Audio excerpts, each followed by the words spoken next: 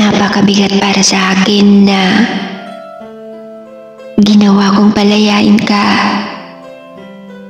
Sobrang bigat sa loob ko na bitawan kita. Kahit alam ko sa sarili ko na sobrang mahal na mahal pa rin kita.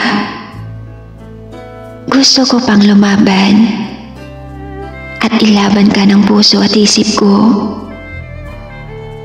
Pero hindi na kaya ng emosyon at katawan ko. Kaya sinabi ko na lang din sa sarili ko na kailangan na talaga kitang i-let go. Gusto ko pa rin sana nakayanin lahat yung sakit na pinaparamdam mo sa akin. Pero kahit mismong isip at puso ko, yung pakiramdam at sarili ko ay hindi na magkasundo-sundo. Dahil ang sabi ng puso ko, laban pa. Pero hindi naman sumasang-ayon ang isip ko.